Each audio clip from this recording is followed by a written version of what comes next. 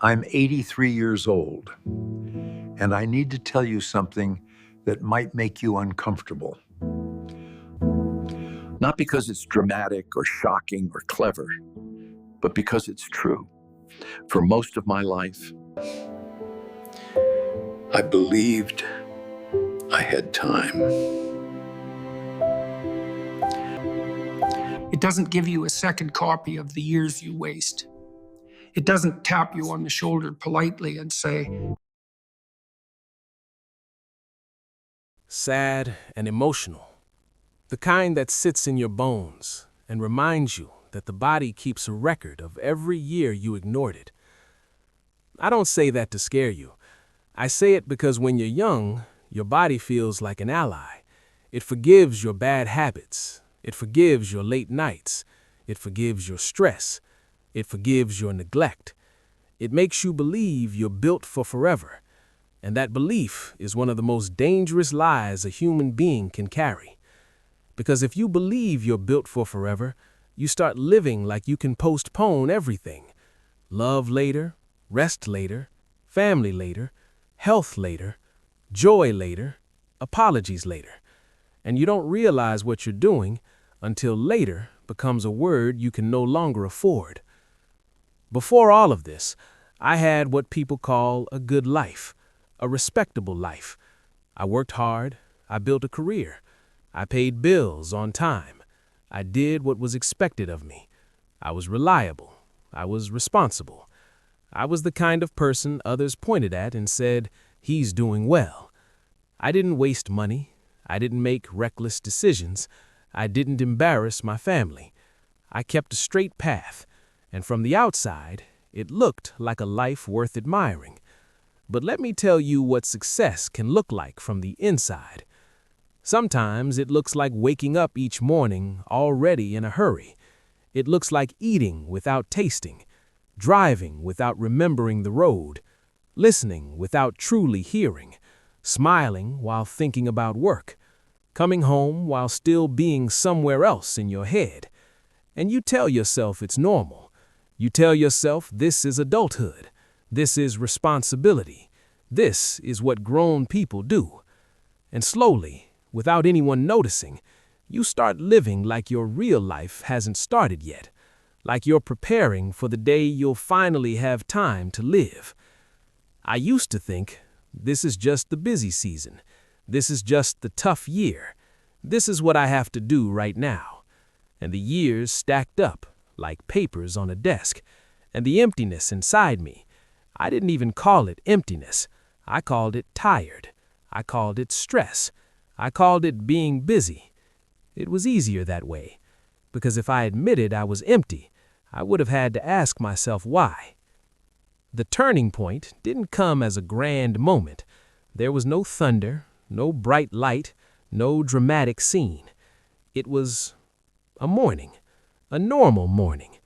I stood up from bed, and my legs didn't cooperate the way they used to. Not fully, just enough to make me pause. I remember holding on to the edge of the dresser like an old man, which I suppose I was becoming. Then later that week, walking up a small set of stairs, I felt something tighten in my chest. Not pain, not at first, just pressure, like a hand inside my body squeezing something gently. I ignored it, because that's what I had always done. Ignore, push through, keep moving. But that night, I woke up with my heart racing, sweating, breathing like I had been running. My wife was sleeping beside me, peaceful, unaware. And I remember lying there in the dark, afraid to wake her, afraid to admit I was scared, afraid to say the words out loud, because the moment you say them, they become real. The next day, I sat in a doctor's office. Bright lights, cold walls, the smell of disinfectant.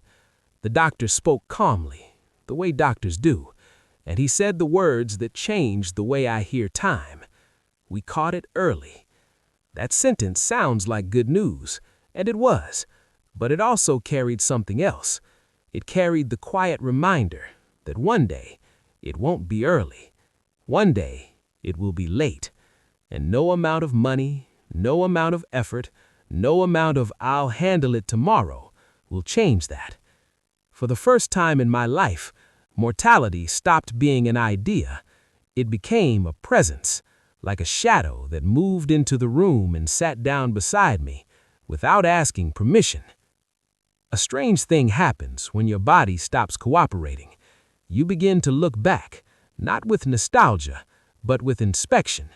You start reviewing your life like someone flipping through a photo album and noticing what's missing in the corners. I realized something that hurt more than the diagnosis itself. I realized I had been alive for decades, but I wasn't always living. I was completing. I was managing. I was achieving. I was working. I was maintaining the image of a life without soaking in the life itself. I lived like a man who believed he had unlimited time, like time was a quiet servant that would always refill itself. And that's when the lie revealed itself, the lie that most people are living under right now. The lie is simple. I have time. I'm going to say it slowly. I have time. It's the sentence that lets you ignore your health. It's the sentence that lets you delay hard conversations. It's the sentence that lets you treat people carelessly because you assume they'll be there later. It's the sentence that keeps dreams locked away because you think the future is guaranteed. And I need you to understand, the future is not guaranteed. The truth is, you don't have time. You have a chance, a fragile, unpredictable chance. And every day you wake up is proof you were given one more. Not that you deserve it, not that you earned it, just that you were allowed it. I spent a large part of my life chasing success, and I don't mean greed. I mean the kind of success people respect, the kind that looks responsible, the kind your parents brag about, the kind your friends envy quietly. I told myself I was doing it for my family, and in many ways I was, but I was also doing it because it made me feel safe. Money makes you feel safe. Achievements make you feel safe. Being admired makes you feel safe. But safety is not the same thing as life. And I learned something too late. Success is a moving target. You reach one goal, and it doesn't feel like you thought it would. So you set another, and another, and another. The goalposts keep shifting, and you keep running. And you don't notice you're getting older because you're too busy trying to be stable. I remember a man I worked with. His name was Salim. He always said he would travel with his wife after retirement. He used to talk about it like it was guaranteed. After retirement, I'll finally breathe. After retirement, we'll go see the world. After retirement, I'll rest.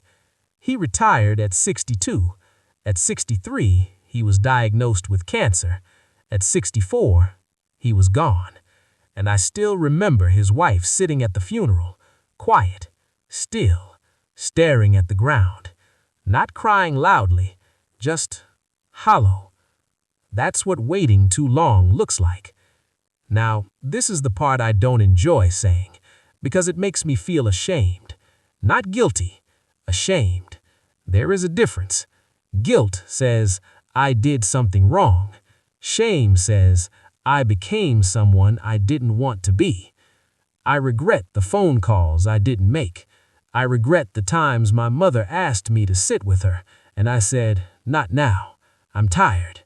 I regret the afternoons my children wanted me to play, and I said, go ask your mother.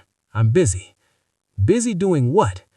Busy doing things that don't even exist anymore. Reports, meetings, deadlines. I can't even remember half of them now. But I can remember my daughter standing at the doorway, holding a school drawing, waiting for me to look. And I looked, but not really. I nodded. I smiled. I gave her half a sentence, and she walked away quietly. Children don't argue when you neglect them. They just adjust. They learn to stop asking. And when they grow up, they still love you. But there's a distance. Not a hateful distance. A quiet distance. A distance that says, I learned not to need you. I regret not taking my wife's hand more, not because she complained, she didn't, but because I see it now. I see how love doesn't die in big explosions. It dies in small forgettings, in unspoken words, in postponed moments, in later. I regret the friends I slowly lost, not because we fought, but because I kept choosing work over lunch, work over visits, work over laughter. I thought friendships were permanent. They aren't. They are living things. If you don't water them, they dry out. I regret not saying I'm sorry sooner. There are apologies I still carry that will never reach the people they were meant for, and those are heavy. You don't realize how heavy an unsaid apology becomes until there is no person left to hear it. I regret living like I was guaranteed more chances. I regret ignoring my body's warnings. I regret treating stress like it was optional, treating exhaustion like a medal. I used to think hard work will protect me. Hard work doesn't protect you.